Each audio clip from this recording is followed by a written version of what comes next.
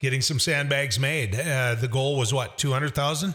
200,000 is what we're doing. We initially started around 100,000, but then because of the weather, we're not quite sure which way it heads if we get a rainstorm. So the rainstorm really screws you up. If you get rain 1 or 2 inches, that can cause a huge shift in how quick the snow melts.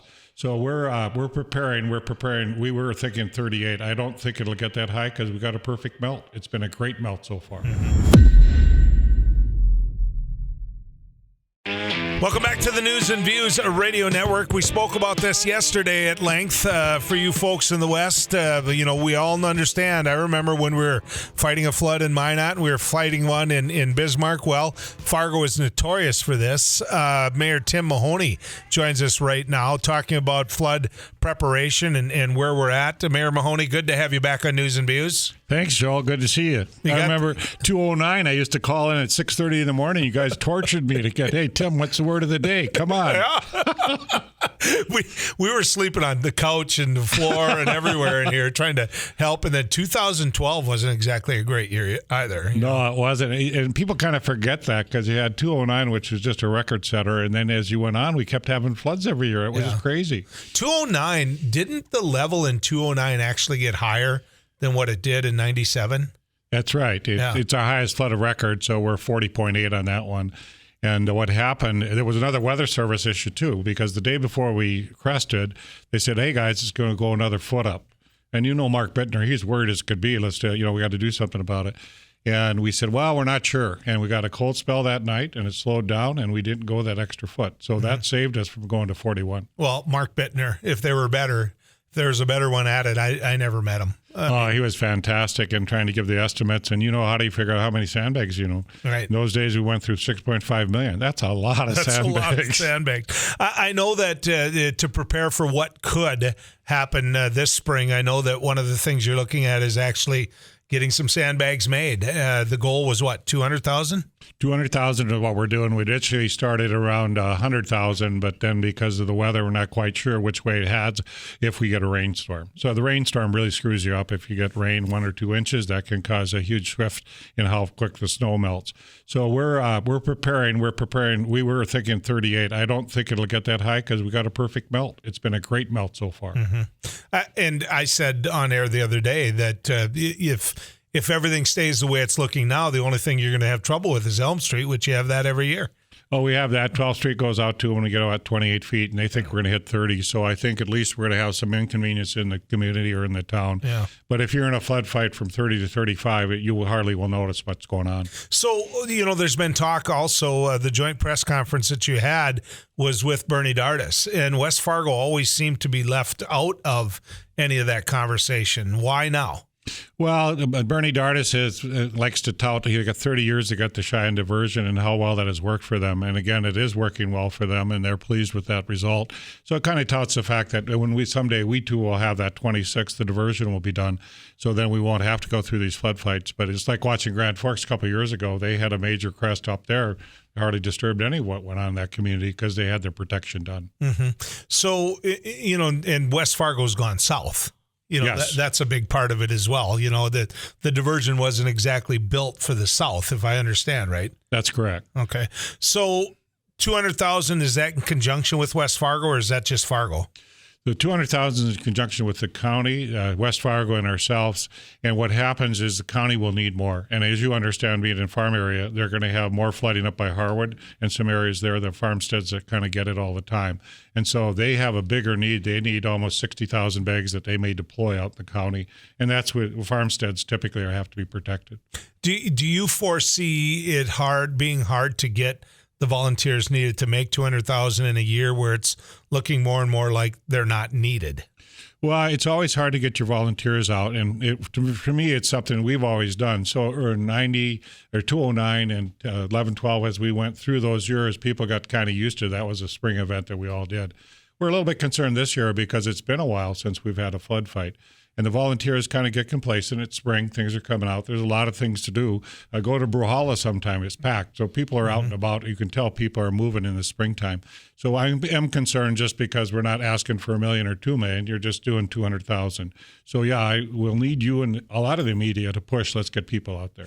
So you're going to use the kids. If I was in high school and you told me I could either go to class or throw sandbags, I know I'm throwing sandbags. I mean, that's a resource for you.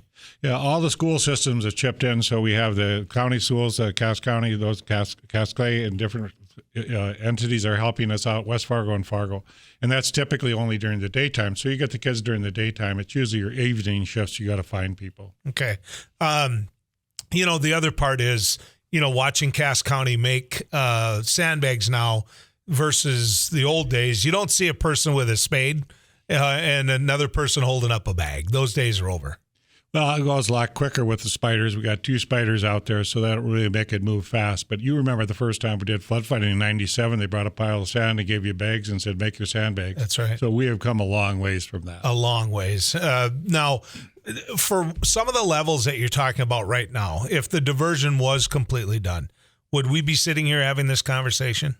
No, most of our work basically we've done in clay. Certain areas we have to do clay in the city just because there's certain areas we didn't put up a long-standing levee.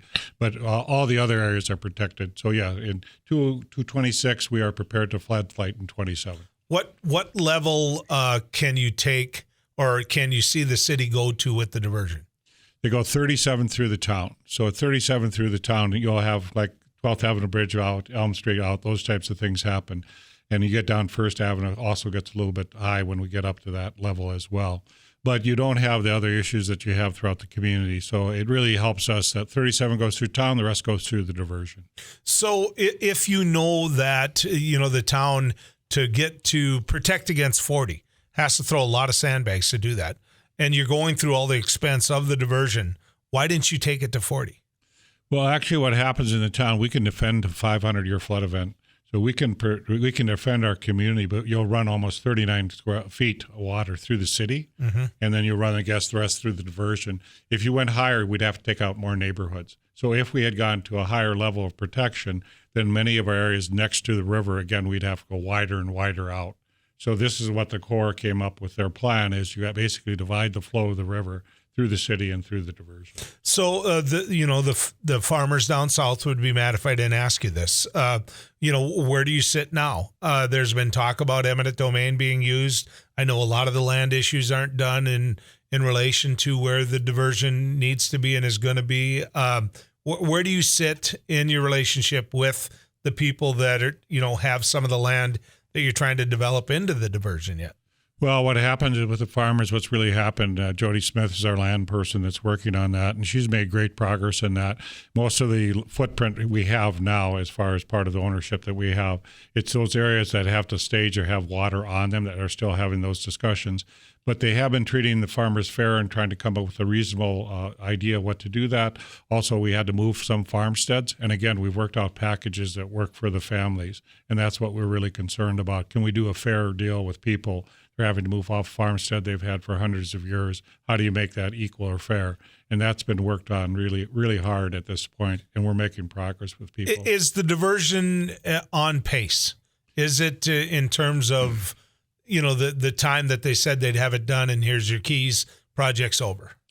Diversion, as we feel right now, is on pace to make the time at 26. And we made a lot of progress this winter, which you wouldn't think about, but they've been digging that ditch. And if you look at the ditch now, it's all the way to 29 by Harwood. And you can see it from the highway right now. Now we traverse the ditch, and we're going to be doing a lot of bridges and a lot of elements, the utilities and different things that are going to happen on starting this summer. So you'll see a lot more activity up in the path of where it's going. Okay.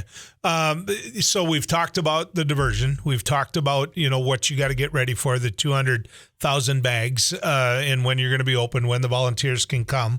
Are you just looking for open volunteers for that? If somebody walks in the door, you're going to put them to work? We're absolutely going to put them to work. Okay. So if you're bored, you got done work early, we want to go out and do a workout, go out and sandbag.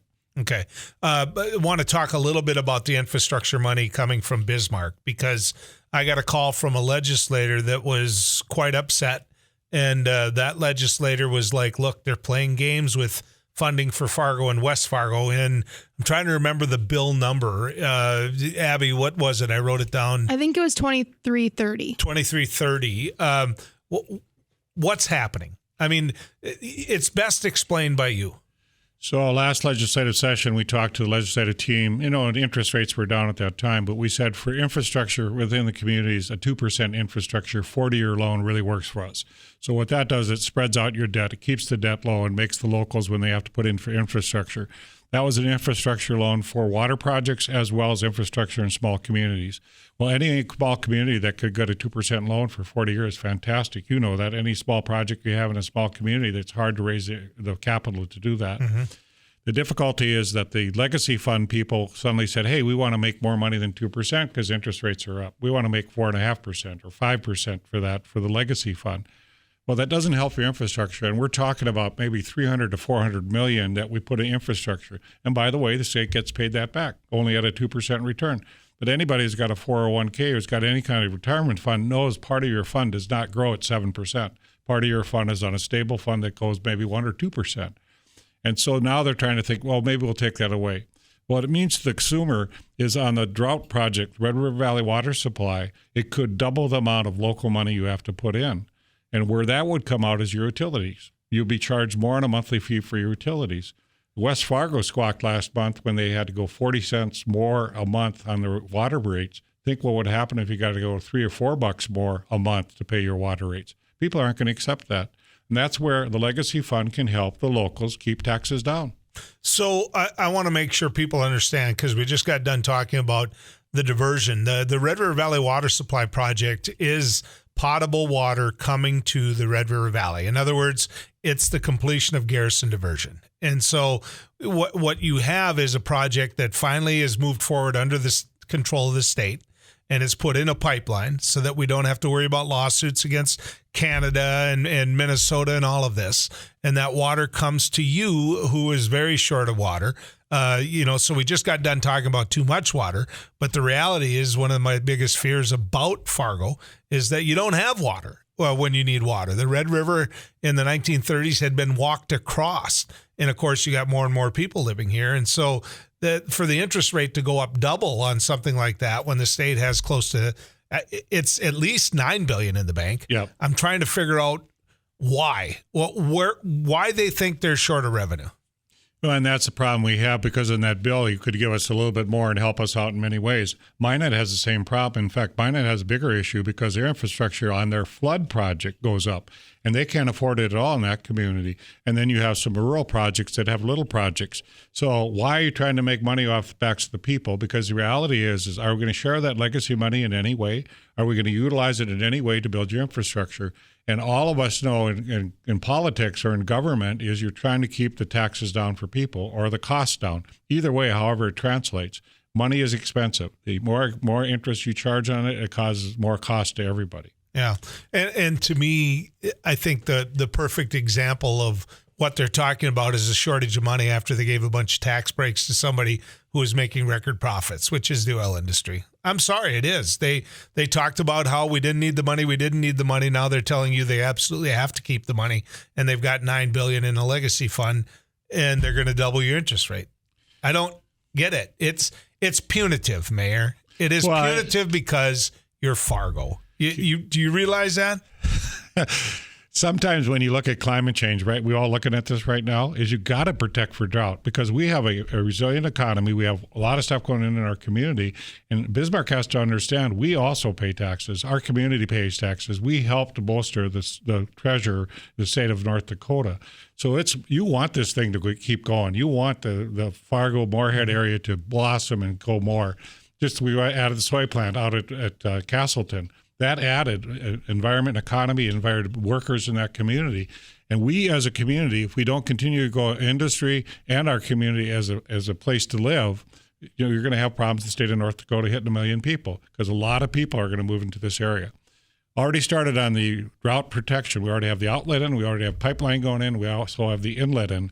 So we're ready to go on that thing, and we could bank that out 6 years, 8 years if we really pushed it. People wanting to know some questions here, ask them if there are any more downstream impacts than were anticipated. Is there any recourse for those property owners that the city will be willing to make right? And the downstream impacts basically have been processed out by the Corps and how much impact that's going to have. It's probably less than an inch when you get all the way to the Canadian border. And so all those areas that would be mitigated could be mitigated. So all you do is contact the diversion office, and if you do the FM diversion and Google it, you could find that site, and then we could have somebody talk to you if you think you're impacted and didn't think you were before. When the FM diversion is complete and the first time it is full, it should be declared as the new state boundary, where everything east of the Minnesota, only then will the rest of North Dakota appreciate what Fargo and surrounding North Dakota communities bring to the table. Your thoughts? You see what they're getting at. Yeah, I know what they're getting at. But, we've had a great run here in Fargo-Moorhead and what's going on in West Fargo, Horace. Everything is growing and building. Mapleton and Cass County and Castleton, all the things that have happened in our community are great. And if you look at our economics, we are one of those resilient places in the world. Was the governor right to veto the bill taking away approval voting? I thought the governor did a very thoughtful letter when he wrote it back to the legislative team. Is local control important? And you would think, as a Republican premise, you would think that local control is something that people would want to applaud. Basically, 30,000 people, 64% of our community did that. And if I look, Joel, at every district, there was a majority in every district.